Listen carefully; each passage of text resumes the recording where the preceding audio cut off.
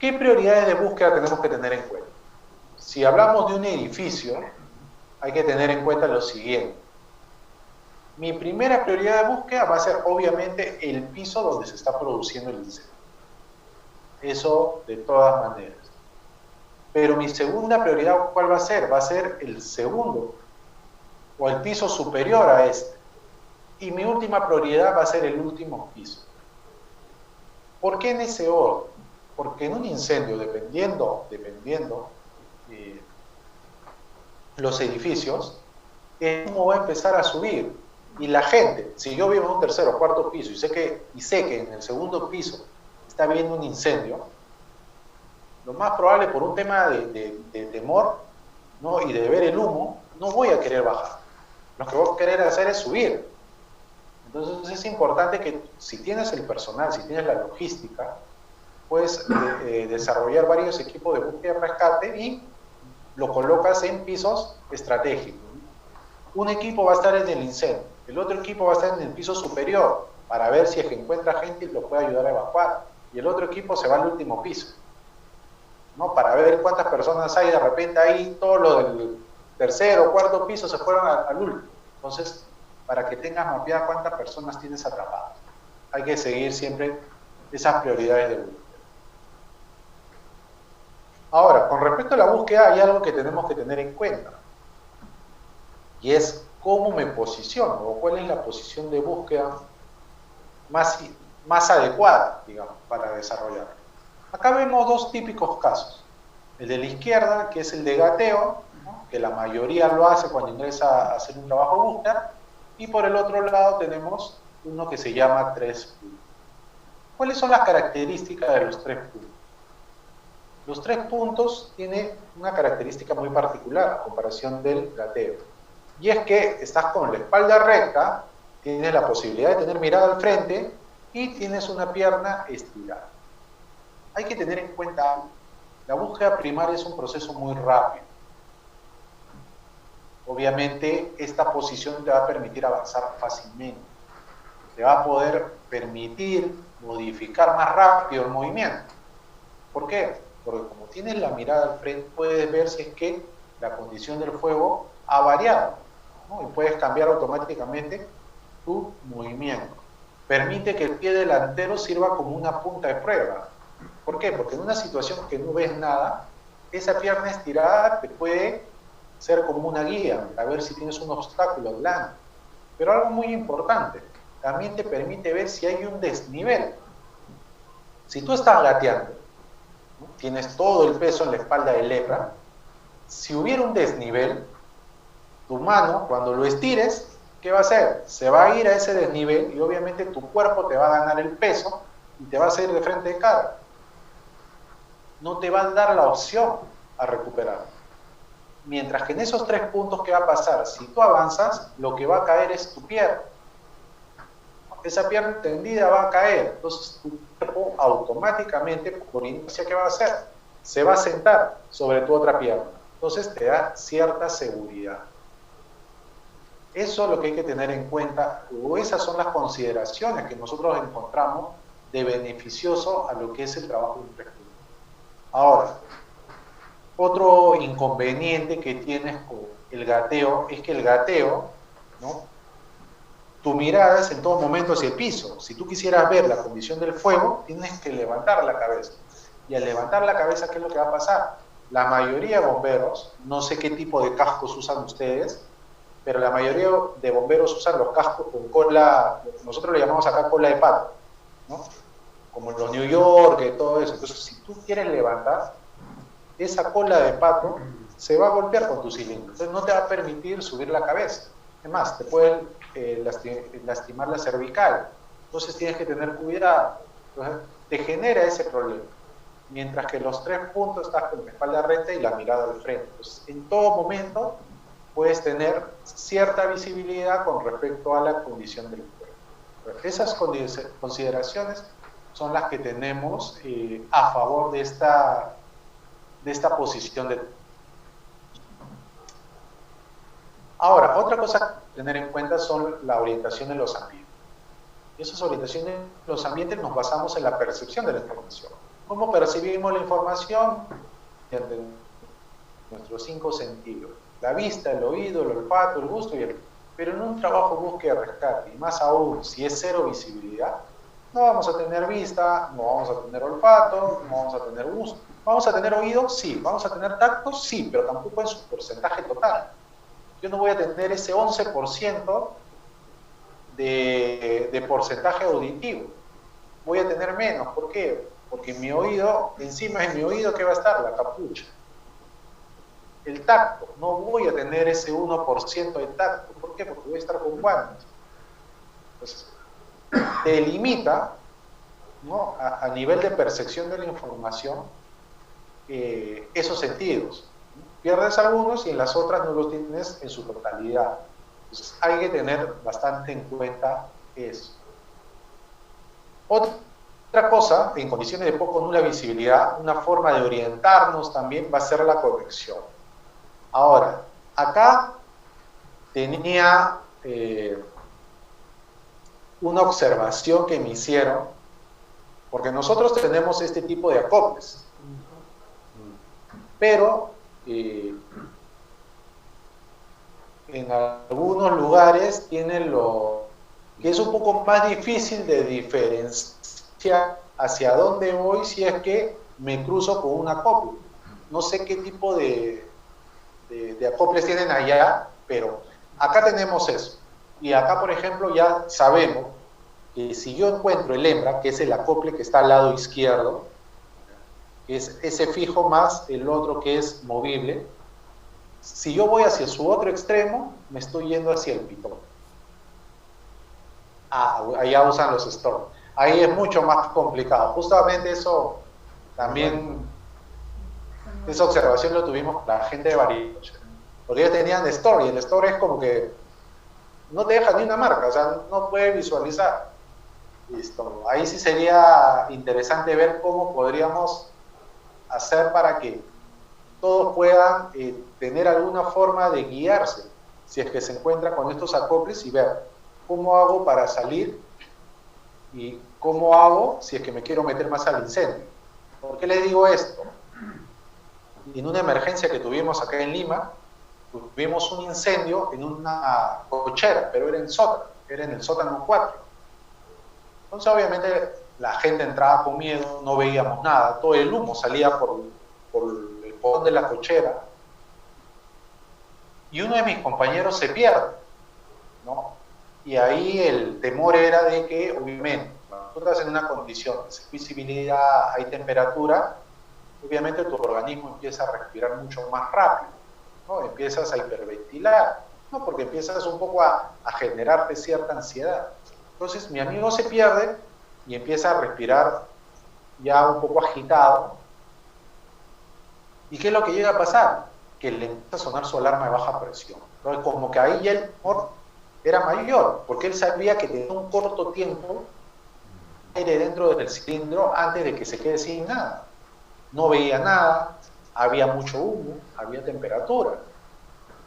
Entonces él se empieza a asustar, y entre que caminaba, ¿qué fue lo que hizo? Encontró una línea, ¿no? Un paño. Entonces él empieza a seguir el paño y encuentra justamente el acople.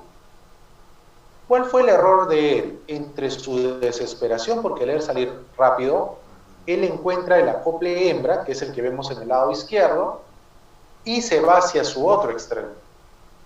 Entonces, ¿qué es lo que estaba haciendo él? Él estaba metiéndose más al incendio.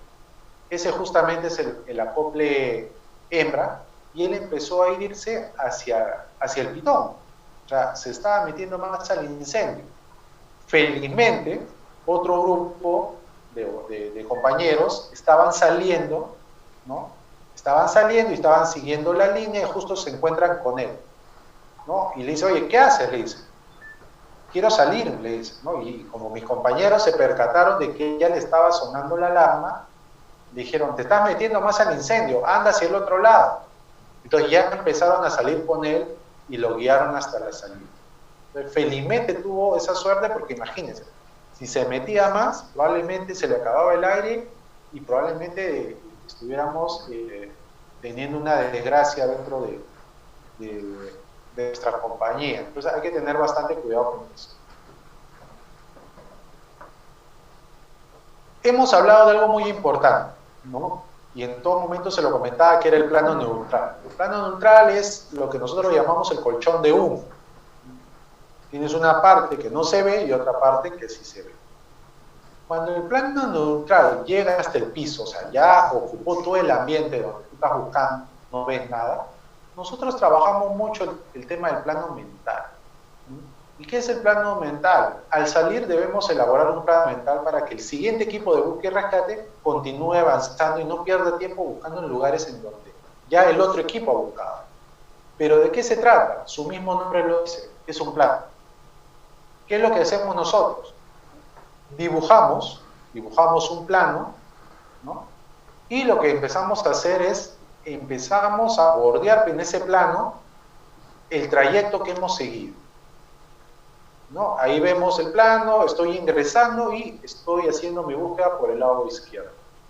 Todo ese trayecto yo lo dibujo en ese plano.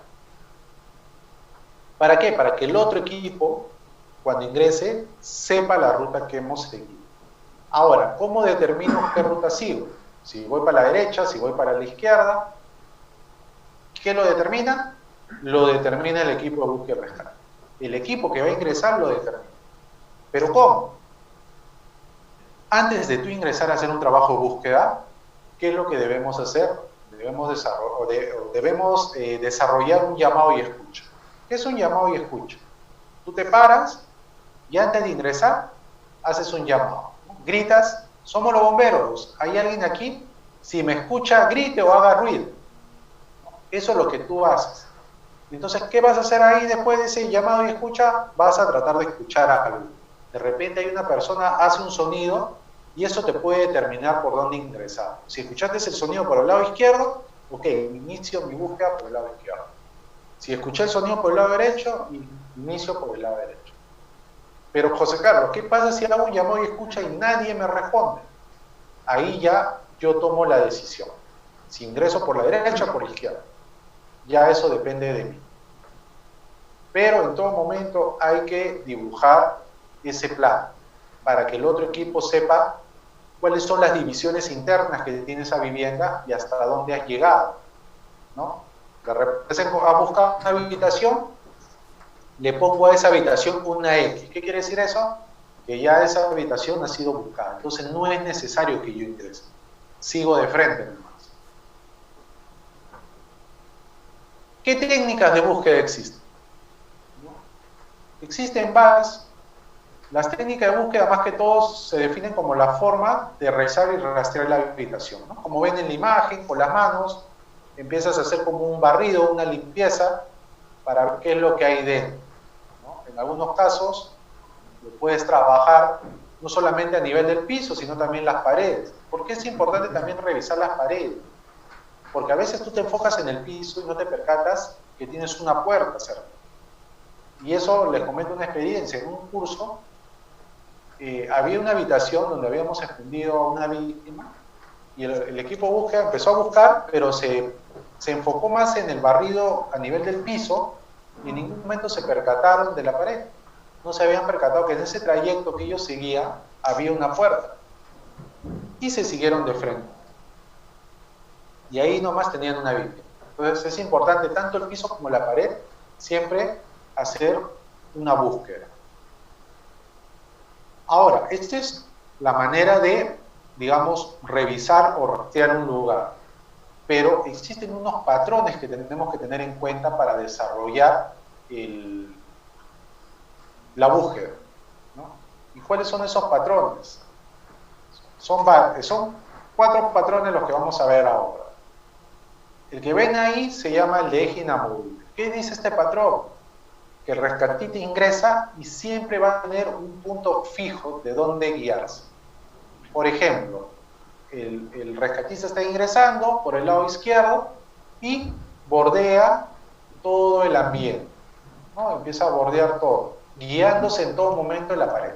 Siempre vas a buscar un lugar de donde guiar. Es bien raro que en un lugar donde no ves nada, te metas así nomás, sin tener un punto fijo de dónde guiar. siempre vas a tocar, vas a tratar de buscar o vas a tratar de guiarte de algo, de una pared, en todo momento. Ese es el eje inamovible, siempre guiándote de un punto fijo. ¿Qué otro patrón tenemos? Ahora, este eje inamovible lo manejamos cuando tenemos un plano neutral bajo, o sea, no vemos nada. El otro patrón que tenemos es el de enlazado. ¿Qué particularidad tiene este patrón enlazado? Que los bomberos trabajan en paralelo. Caminan de frente hasta el final de la habitación y cada uno se abre por cada extremo y empieza a buscar en cada lugar que tienen ahí. ¿Cuál es la característica de este patrón? Es que lo hacemos cuando tenemos un plano neutral elevado. ¿Qué quiere decir eso? Que tengo visibilidad. Puedo ingresar parado o de repente puedo ingresar en 3 puntos, pero mi plano neutral todavía está, digamos, a la mitad de la habitación. O sea, puedo ver. Entonces, ingreso rápido, busco, un compañero se va para la izquierda, yo me voy para la derecha, buscamos rápido y salimos de la habitación. Ese es el patrón enlazado. ¿Qué otro patrón tenemos? Tenemos patrón ondular. Este tiene una característica muy particular. Esto se hace cuando no tienes visibilidad. Cero visibilidad. Tú estás haciendo un trabajo de búsqueda y rescate, ¿no? Con tu compañero, llegas a una habitación. ¿Qué es lo que hace? Para no ingresar los dos a esa habitación, lo que hace el rescatista B, digamos, saca una cuerda guía, perdón, una línea de vida, ¿no? Y lo ancla a su compañero. ¿Y qué es lo que hace? Empieza a ingresar en forma ondular, de pared en pared, y va buscando si es que encuentra alguna vida. Ahora, ¿qué pasa? Va a llegar un momento en donde su cuerda ya no va a poder seguir. Entonces, ¿qué es lo que sucede? El rescatista que se quedó en la puerta saca una línea de vida y lo ancla a una cuerda guía. Todo rescatista es importante de que pueda ingresar con una cuerda guía. Esa cuerda le va a permitir, ¿no?, tener una forma de guiarse tanto para ingresar como para salir. ¿Por qué? Porque yo, como rescatista, estoy con mi cuerda guía, ingresando, buscando, va a llegar un momento en donde yo ya tengo que salir. Entonces, ¿qué hago con esa cuerda guía? Lo anclo, busco un lugar y lo anclo ahí. Y yo empiezo a salir sin problema. Entonces, esa cuerda guía, ¿para qué le sirve en este patrón? El rescatista A, ¿qué es lo que va a hacer? La cuerda guía lo va a anclar en cualquier lugar y ¿qué va a hacer él? Va a sacar su línea de vida, una línea de extensión. Y lo va a amarrar a su cuerda guía. ¿Y qué es lo que va a hacer? Se va a dirigir hasta donde quedó el rescatista B para que el rescatista B continúe con la búsqueda de manera ondulada. Esa es la particularidad de ese patrón, ¿no? El patrón ondulado. Ahí trabajan los dos rescatistas. Y por último, tenemos el patrón de barrido. ¿Qué te dice el patrón de barrido? Trabajan varios bomberos en paralelo, ¿no? Normalmente en espacios grandes, auditorios, almacenes, ¿no? Puede ser en industria. Entonces, varios bomberos se posicionan en paralelo, siempre manteniendo una distancia no muy alejada, porque si tú te alejas mucho o estás alejado de tus compañeros, puede ser que tengas una víctima en el medio de los dos. Como están muy separados, ni de repente ni cuenta se han dado. Y ustedes continúan su búsqueda. Entonces, lo ideal es que exista una distancia, 1 metro máximo entre cada rescatista, ¿no? Para eso necesitas logística, necesitas personal, porque vas a tener varios. Y aparte tú tienes que tener en cuenta que detrás de esa emergencia tienes que tener backup, por si le pasa algo a un bombero. Entonces, esos son los patrones de búsqueda. Hemos visto cómo son las técnicas de búsqueda, cómo buscar, cuáles son los patrones que existen para buscar, y ahora vamos a hablar de las técnicas de transporte. O sea, ya hemos hecho el tema de búsqueda. Ok, ahora ubico a la persona, ¿cómo la saco? Siempre que sea posible, utilice los medios normales de acceso para evacuar a las víctimas. ¿Cuáles son los medios normales de acceso? Las escaleras, los pasadizos, ¿no? Áreas comunes internas, todo que me permita un fácil acceso y una fácil salida. Si yo, por ejemplo, ingreso por la puerta principal, lo ideal es que si encuentro una víctima, lo saque por ese mismo lugar. Porque a veces tratamos de buscar un medio mucho más rápido, no sé, de repente a medio metro de donde encontré a la víctima tengo una ventana. Ok, pero estoy en un segundo piso, o estoy en un tercer piso. Entonces, no voy a poder sacarla de ahí. De repente no tengo unidades aéreas. De repente tengo escala de un solo cuerpo que llega hasta la mitad del segundo piso. Entonces me va a generar demora en el rescate, me va a generar de que el equipo que está afuera tenga que ver de qué manera me va a poder apoyar. Lo más probable es que diga, ok, ¿sabes qué? Subamos al techo y armemos un sistema, bajamos con cuerda y así rescatamos por la ventana. Es la única opción.